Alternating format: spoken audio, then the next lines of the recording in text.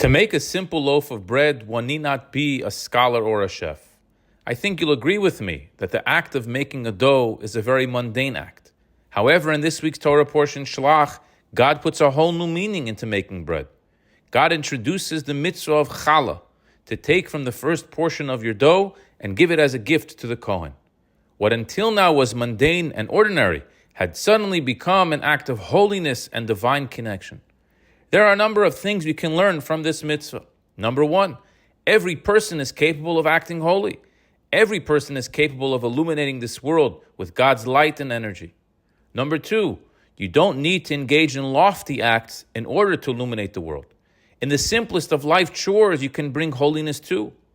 Number three, God also wants His relationship with you to express itself in your food. Kosher isn't only the ingredients we put in, it's much more than that.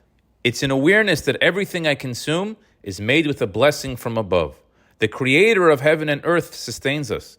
As we recite in the grace after meals, "Blessed are you, Lord our God, King of the universe, who in His goodness provides sustenance for the entire world with grace, with kindness, and with mercy.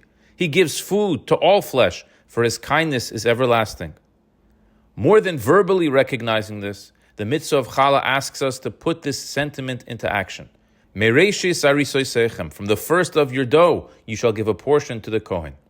Many times in life we make the mistake to think that I am not a worthy enough Jew to really impact the world in a godly way.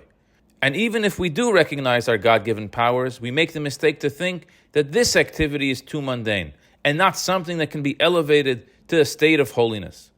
Challah teaches us that indeed you certainly do have the power and the ability to make a difference, and you must apply this gift to all areas of life, even matters seemingly so earthly as food. The Jewish mystics explain that the end is wedged in the beginning and the beginning in the end. They explain that God's most lofty, personal, and intimate self is wedged in the seemingly most mundane and secular behaviors. It may be precisely because of this that Jewish women around the world have treated the mitzvah of Challah as a most auspicious time to pray and elicit Almighty God's blessings. They say the story of a curious 18-month-old who was playing with a nickel and started to choke on it. His 4-year-old brother observed how their frantic mother administered the Heimlich maneuver in a desperate attempt to pump that nickel out. Their father hurried to dial for an ambulance, and to everyone's great relief, the nickel miraculously came out. The next morning, the 4-year-old approached his mother with his beautiful blue eyes and a serious expression on his face. He said, "Don't worry, Mommy. I don't mind giving up candy or any other treats. I promise not to ask for money ever again." His mother was perplexed and wondered what prompted him to make such a strange statement. He explained, "I saw how worried you were about getting that nickel back, that you pressed on the baby's stomach and Daddy immediately called for an ambulance. So don't worry, I won't ask you for any money." You see, both the child and his mother observed the identical scene, but each saw reality from a different perspective. To the child, it all boiled down to a nickel. To the mother, it was about life itself. We too see a big world out there. The question is, how do we perceive it? Does it boil down to dollars and cents? Is it all a matter of materialism and physicality? Or are we cognizant of the godly life force behind everything?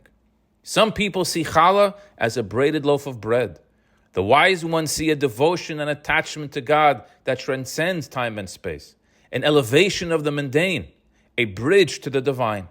May we merit to be able to do this mitzvah in its full form, in the Holy Land of Israel, and with the Kohanim, with the coming of Mashiach Tzidkenu without delay. I wish you a good Shabbos.